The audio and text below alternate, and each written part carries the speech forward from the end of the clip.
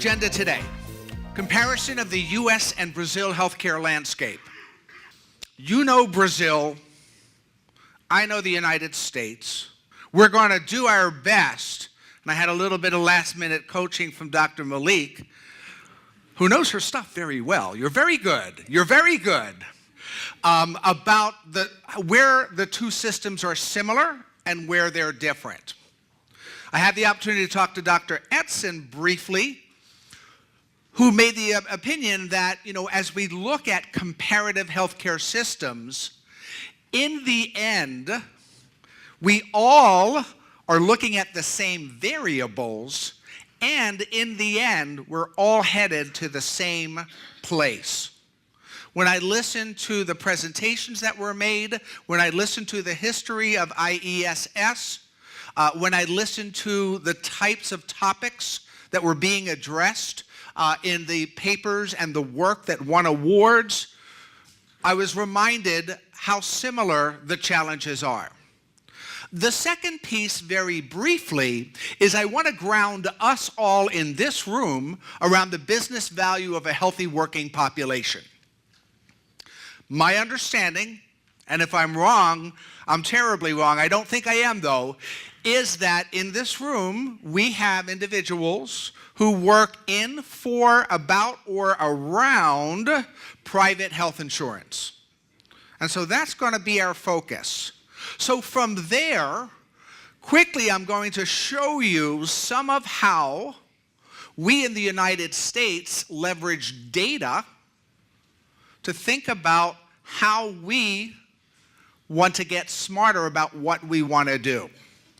And the point that Dr. Malik pointed out to me that I think was very relevant to this is when I asked her to contrast or compare Brazil to U.S., in both countries, you're the second, we're the first largest in terms of private health care expenditure. But in the United States, more typically, more commonly, employers take much more ownership of what's happening in the healthcare costs, in the delivery, in the provision of coverage, and in supporting all of that. And that brings us to the last point, private sector health and wellness strategies. And so I'd like to share with you some of the innovations that we see. I had a chance to compare notes with my Brazilian colleagues over at Lockton to understand some of the realities that they face relative to what we face, and I'm going to, throughout the presentation, try and do that. Quickly, comparison of U.S. and Brazil. 2 slides from the OECD. So what this shows, health expenditures as a percentage of GDP. And we see all the way down Turkey, Mexico, Poland, Chile. We see the average. We see Brazil very close to average. And then we see the United States. So a couple of things that we learned from this.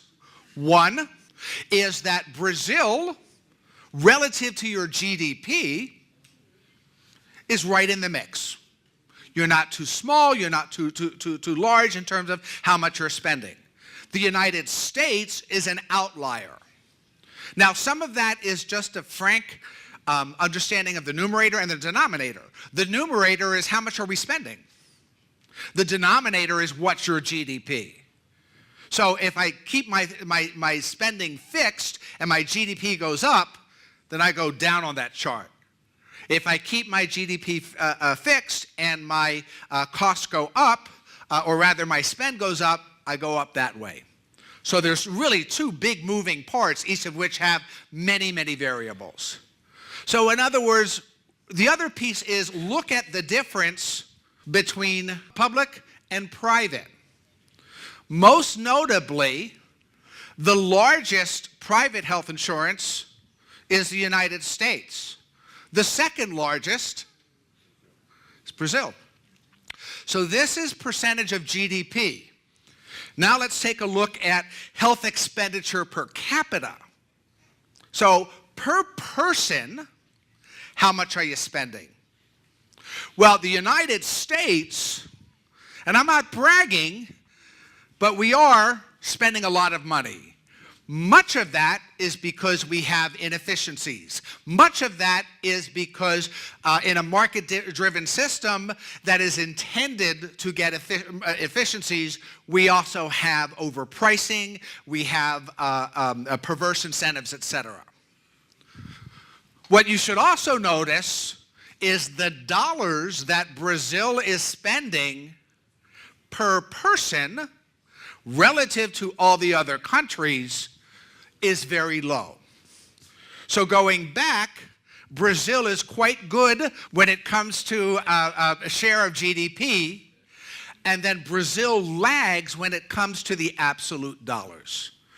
And I know, and we just heard, that in 2016, looking at 2017, your economy is not in a place, nor by all accounts your political infrastructure to get the job done, of really looking at an immediate investment in your public health care system, which is exactly the topic that was addressed here.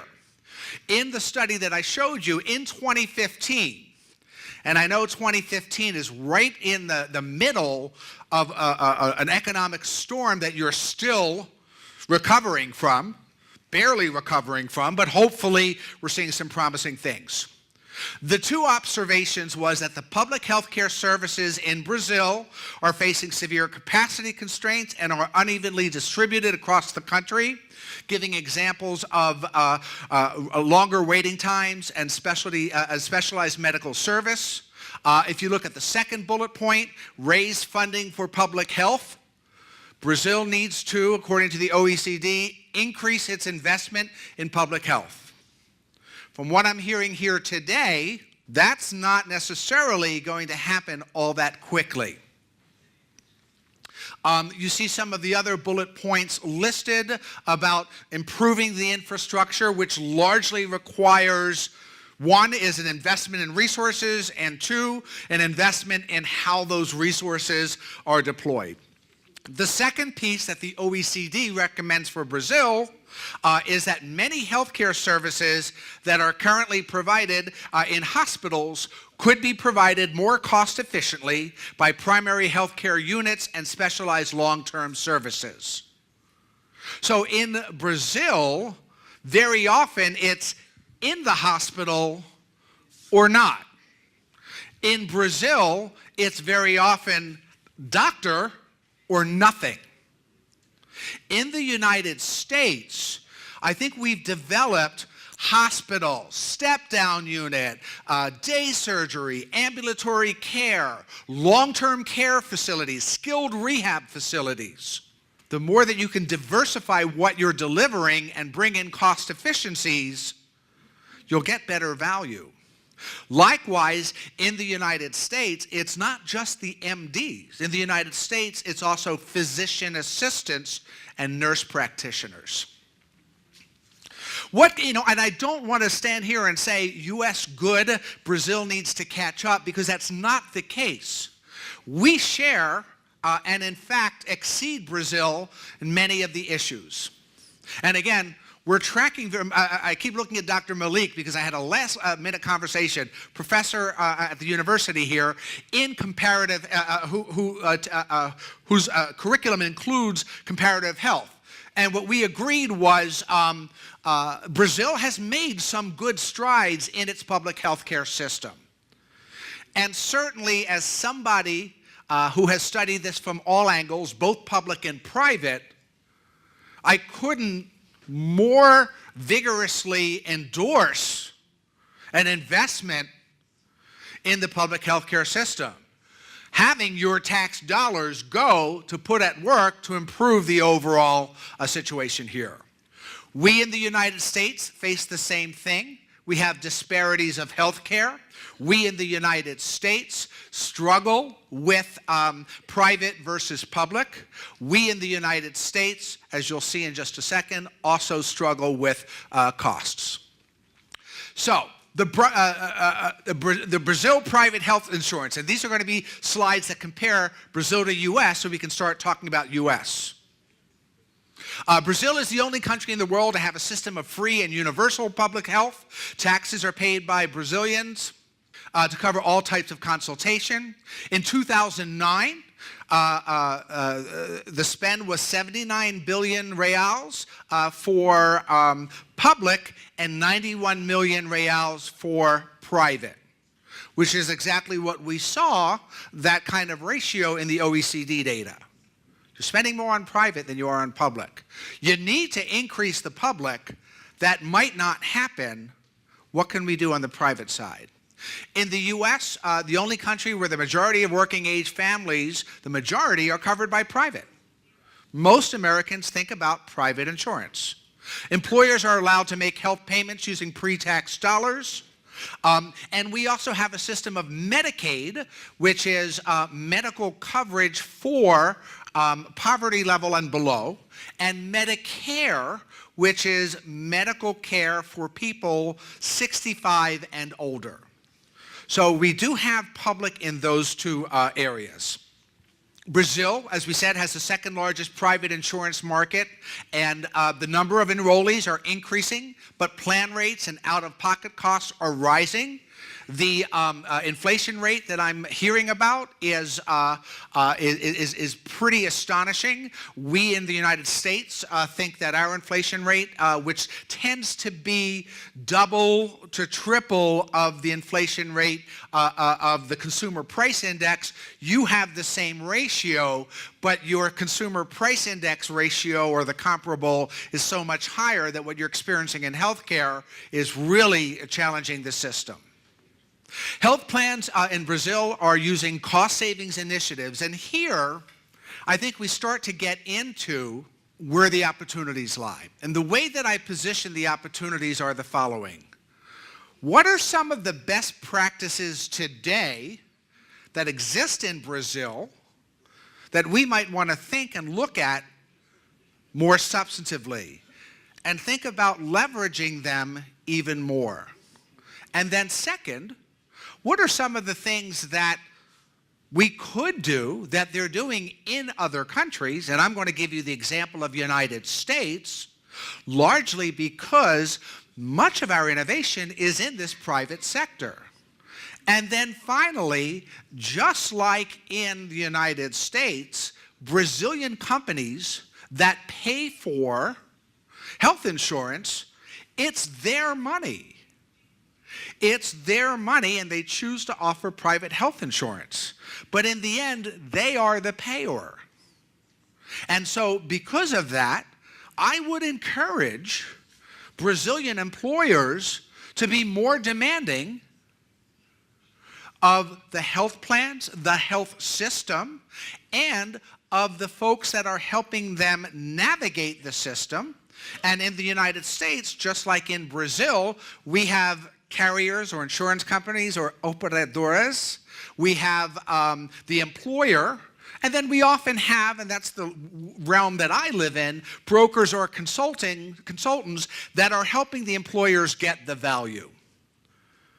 If employers in Brazil are facing the staggering inflation rates that I'm hearing about, I believe it's imperative for employers to expect greater proactivity, and I think there's a lot of opportunities. As you'll see in the U.S. health market, we're also, have been for quite a while, very focused on rising medical costs, very focused on provider networks, very focused on the community of providers and what is or is not happening, what is or is not connected, the way that medical information is communicated, and, as I spoke about earlier, how we tier levels of service. In Brazil, as I understand it, it's largely, and I know this is different here in São Paulo and some of the larger cities, but throughout much of Brazil, as I understand it, it's hospital or the doctor's office, and in larger cities especially, there really is an opportunity to tier that out. Employers in the United States who bear the majority of the cost of health care are passing along more of those costs to employees and their families. we have more leverage where we can offer a greater variety by adjusting copay and some other provisions more than what my understanding here in Brazil you can do. We have a new president who is focused on healthcare and promises to make some tremendous changes, so all of that might change. We will adapt. So in the United States, in addition to working with the carriers, the operadores, and demanding better service, demanding good information, demanding proactivity and innovation, employers also carve out third-party solutions, wellness solutions, access to care solutions, and then using data, targeted solutions. And I'm going to talk a little bit about that in just a second. The business value of a healthy working population. This is universal. I use some version of this slide in India. I do it in Poland, in Mexico, in Japan, in Australia. You get the idea. Employers in different countries have different mandates or expectations. In some cases, they have to offer some level of insurance. In all cases, what they do offer is largely dependent on what you get as being a citizen. So largely dependent on the relationship between public health expenditure and distribution and private. That always exists. But the business value of a healthier population, if you can take 1,000 workers in a manufacturing plant doing heavy work and make them healthier, which we can define in a couple of different ways, you will get lower medical costs. Healthier means lower medical risks or health risks. What is a health risk? A risk is a cost that will happen likely in the future. Risks are ways of saying greater risk today means more likely higher expenditures tomorrow. Costs and risks are the two things that we focus on the most. We also have to think about productivity. A healthier workforce is more productive. A healthier workforce will be able to come to work every single day. When a worker starts to get sick, they miss a day, they miss 2 days, they miss a week, they miss a month, they miss a year. That's a problem for the employer who has invested a lot of time and energy on training that individual to be an important part of the operation. Likewise, the idea of presenteeism, which I understand is a familiar concept here. Presenteeism is, I'm not feeling well, I have asthma, I'm not breathing well, I'm well enough to come to work, but I have my inhaler, and I'm not performing the way that I should. So I'm at work, but you're losing, as the employer, productivity.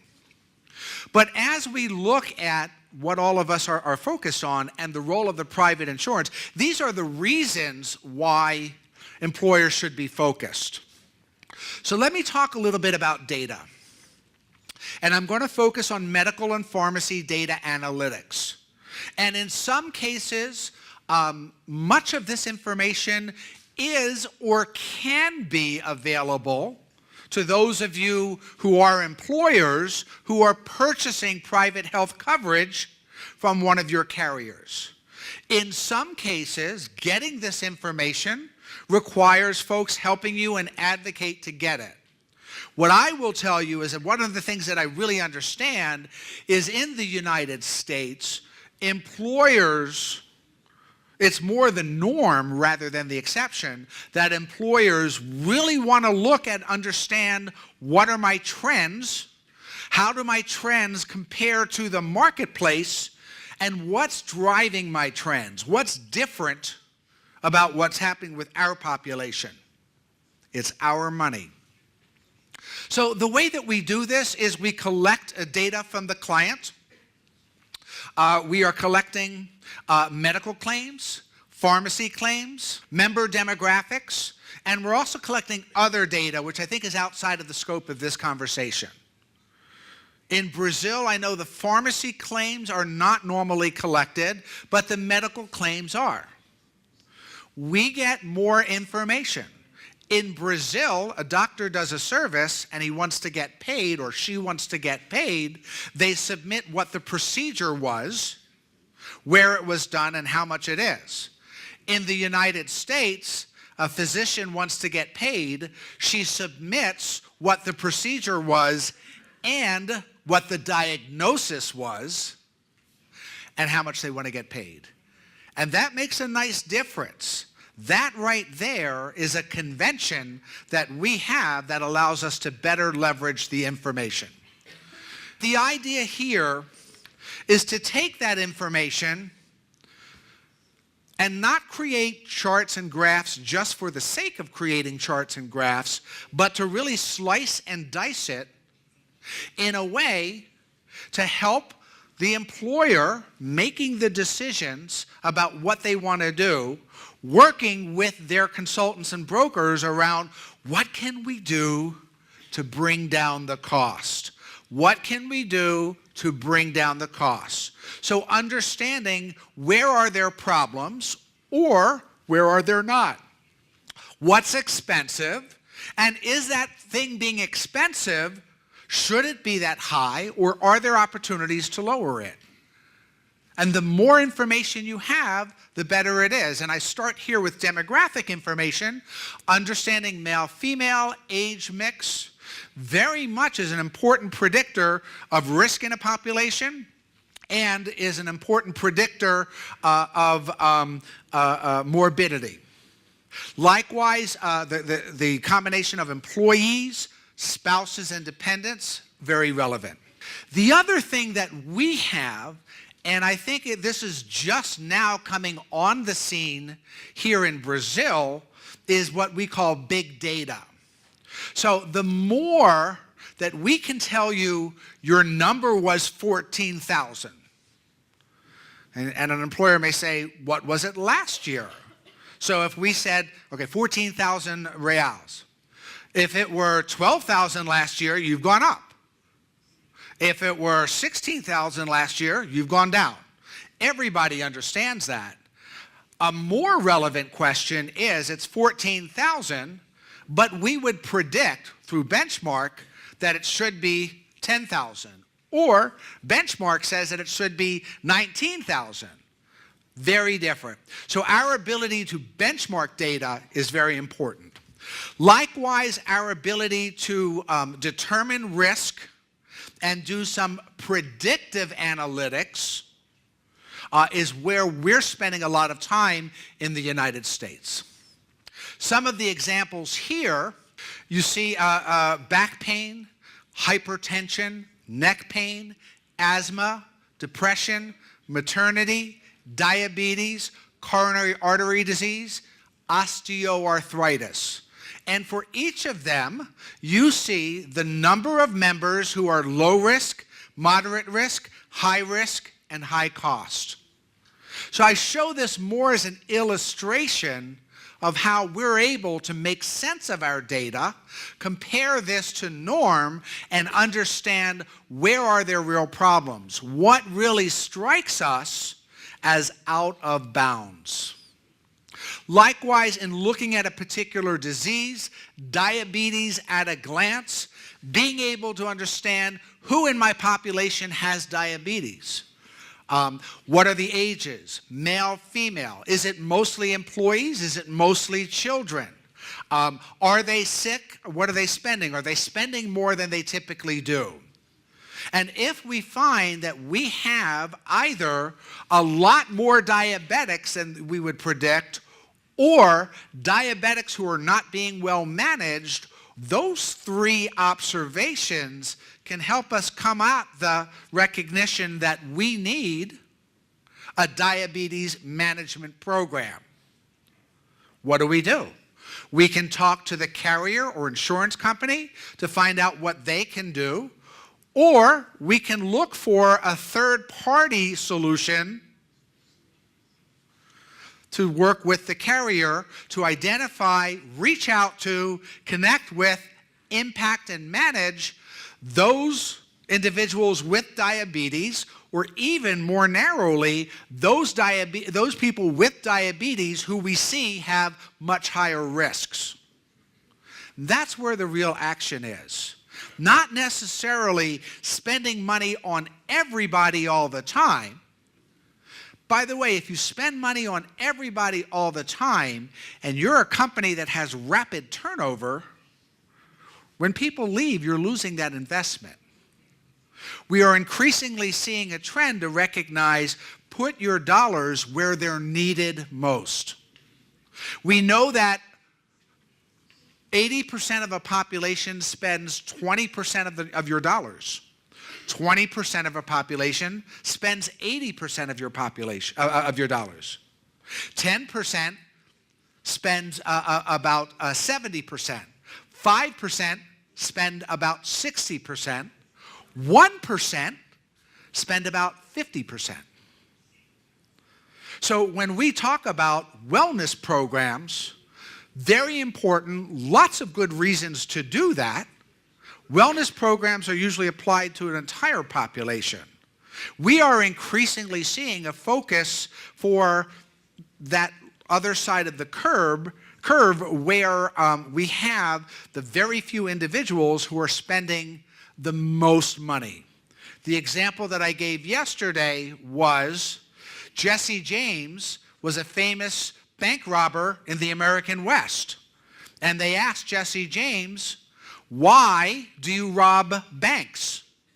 And he said, because that's where the money is. That's increasingly where we're seeing the quickest return. So what do you want to accomplish? In the States, we really try and match our strategies with both the client's data and their culture. We want to build a true culture of health and have the healthiest workforce. We want to improve business performance and productivity.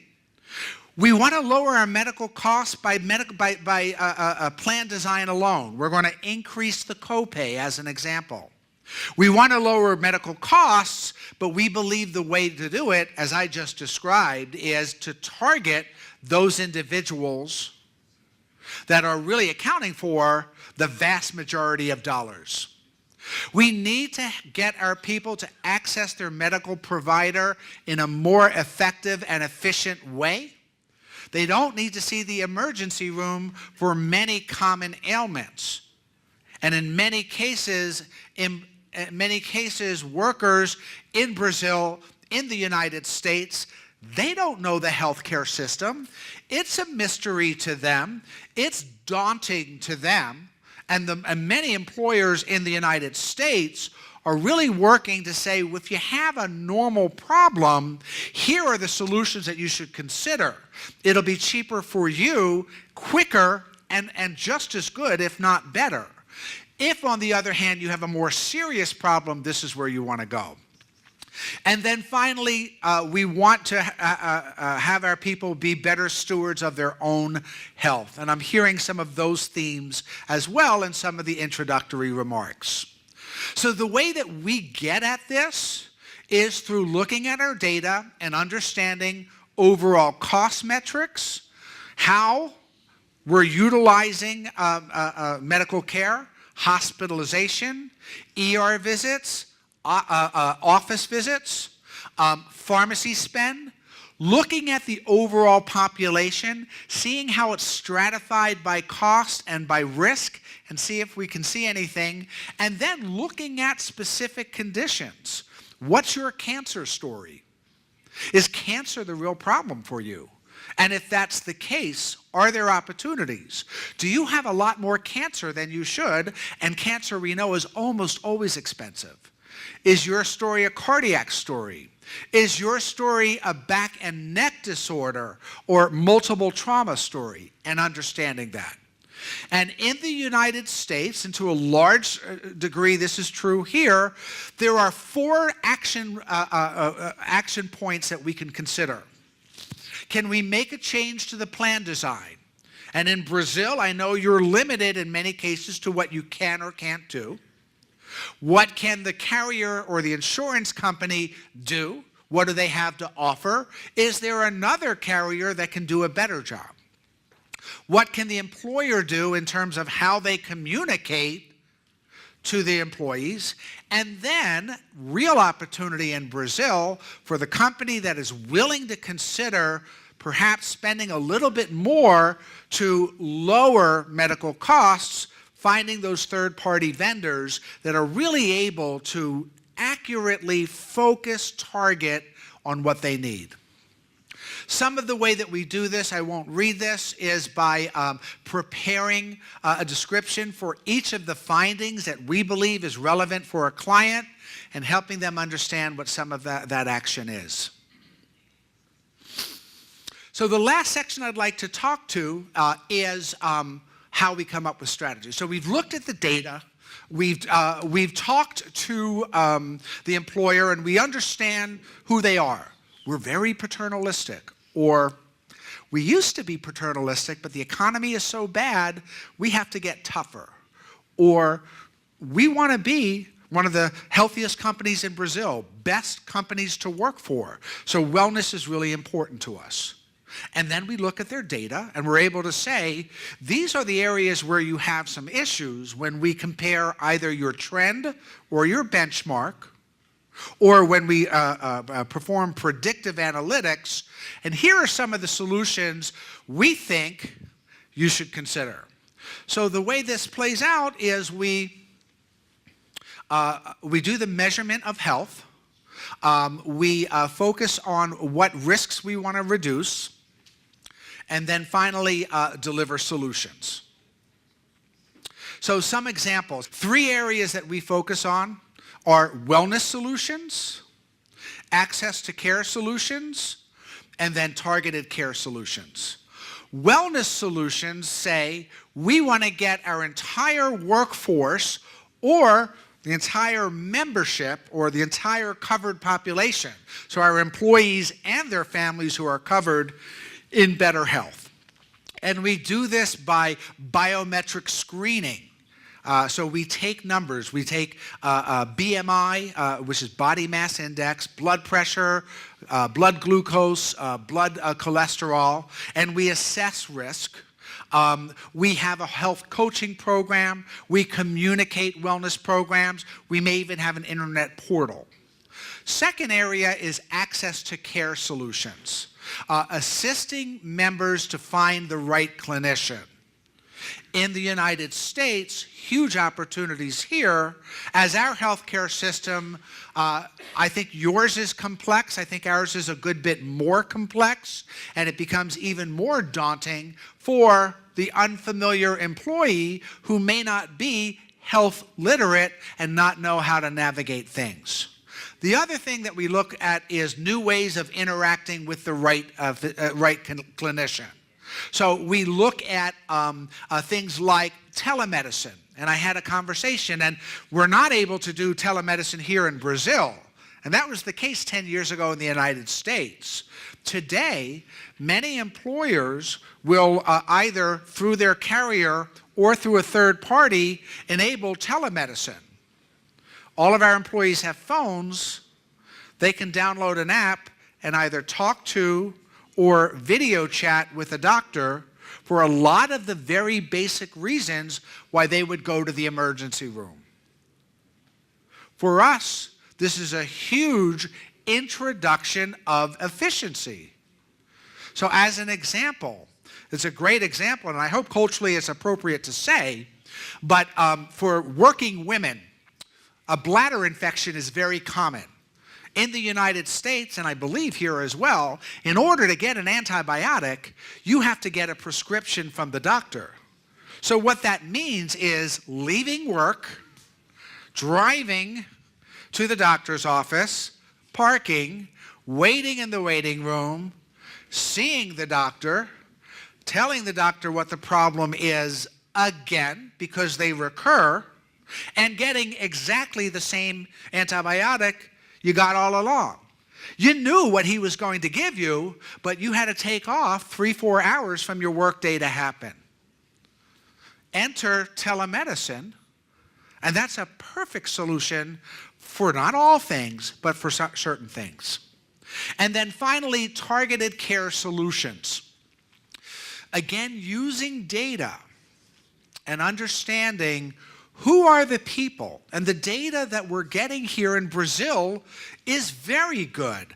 And we at Lockton and others are doing some great work already with regards to understanding what's coming through the door, what looks right, what looks wrong, what looks complex. If you have 1,000 people and you want to make a $20,000 investment, you could argue, I'm going to make $20,000 investment in wellness and give it to all 1,000 people. If you want to lower medical costs, I would argue take that $20,000, and if you could target it to that top 10%,